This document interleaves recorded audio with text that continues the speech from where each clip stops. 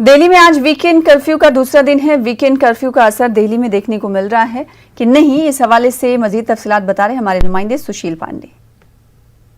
दिल्ली बल्कि उत्तर प्रदेश में भी कोरोना के संक्रमण को चलते कर्फ्यू लगाया गया है। राजधानी दिल्ली में भी फिलहाल कहीं ना कहीं कर्फ्यू है।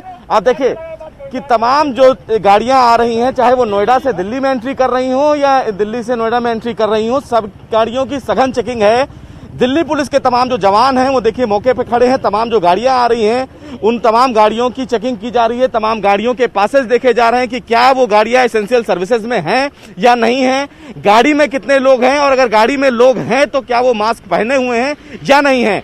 पैरामिलिट्री फोर्सेस भी तैनात है जो लगातार ड्यूटी पर कोरोना के संक्रमण में लगातार टिके हुए हैं।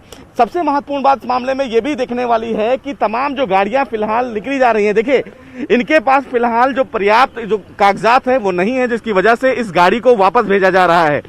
सबसे महत्वपूर्ण बात कि दिल्ली में इस पूरे देश में भी कोरोना के संक्रमण के चेन को तोड़ना है और जिस तरह तेजी से फिलहाल ये सेकेंड वेव जो पूरे देश में फैला हुआ है उसको रोकने के लिए ये कदम उठाया गया है उत्तर प्रदेश सरकार के द्वारा, दिल्ली सरकार के द्वारा और तमाम जो सरकारें हैं वो फिलहाल वीकेंड कर्फ्यू के आधार पर फिलहाल कहीं ना कहीं ये कर्फ्यू लगाया गया है और तमाम बॉर्डर्स पे सघन चेकिंग की जा रही है, तमाम गाड़ियों की सघन चेकिंग की जा रही है।